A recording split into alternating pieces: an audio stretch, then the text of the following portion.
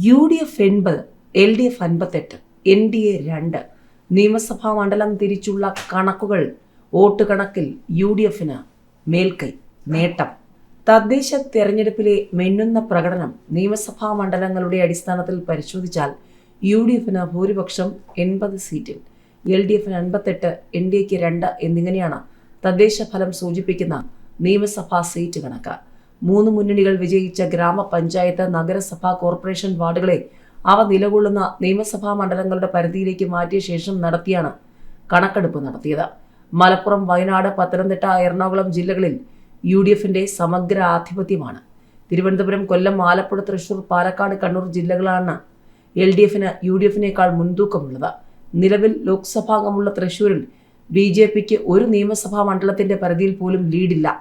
തിരുവനന്തപുരത്തെ നേമം, വട്ടിയൂർക്കാവ് മണ്ഡലങ്ങളിലാണ് BJPക്ക് ഭൂരിപക്ഷമുള്ളത്.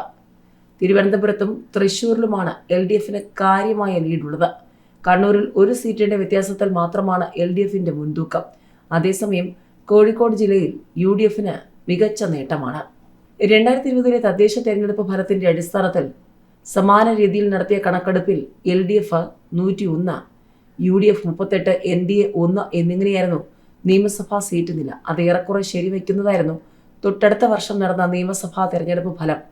LDF 99, UDF 41, NDA 0. തദ്ദേശ തെരഞ്ഞെടുപ്പിലെ തിരിച്ചടിക്ക് തടയിടാനുള്ള വലിയ ശ്രമങ്ങൾ തന്നെ CPM നടത്തേണ്ടിയിരിക്കുന്നു.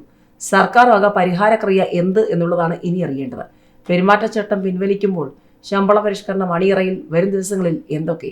തദ്ദേശ തെരഞ്ഞെടുപ്പിലെ തിരിച്ചടി നിയമസഭാ തെരഞ്ഞെടുപ്പിലേക്ക് പടരുന്നത് തടയാനുള്ള പരിഹാര നടപടികൾക്ക് സർക്കാർ ശ്രമം തുടങ്ങി.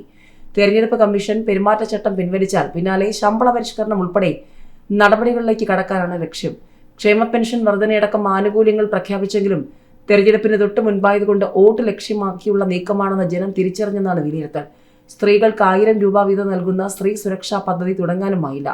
സാമ്പത്തിക പ്രതിസന്ധി മൂലം കഴിഞ്ഞ 5 വർഷവും ഒട്ടേറെ പദ്ധതികൾക്ക് സമയത്ത് പണം അനുവദിക്കാനായിരുന്നില്ല. ഇത് കാരണം ആനുകൂല്യങ്ങൾ മുടങ്ങി. സർക്കാർ ജീവനക്കാരുടെ DA കുടിശ്ശിക പെരുകി.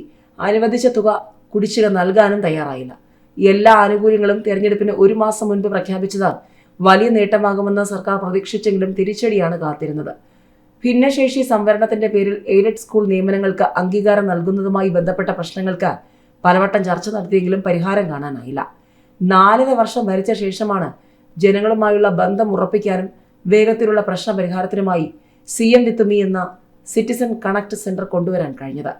നടപ്പാക്കിയ പദ്ധതികളെക്കുറിച്ചുള്ള അഭിപ്രായങ്ങൾ തേടാനും പുതിയ പദ്ധതികളുടെ ആശയങ്ങൾ സ്വീകരിക്കാനുമുള്ള സർവേ തെരഞ്ഞെടുപ്പ് തിരക്കിനിടെ നടത്താനും കഴിഞ്ഞില്ല. അത് 1 മാസത്തിനുള്ളിൽ പൂർത്തിയാക്കണം. ഒട്ടേറെ പദ്ധതികളുടെ ഉദ്ഘാടനവും വരും മാസങ്ങളിലാണ്.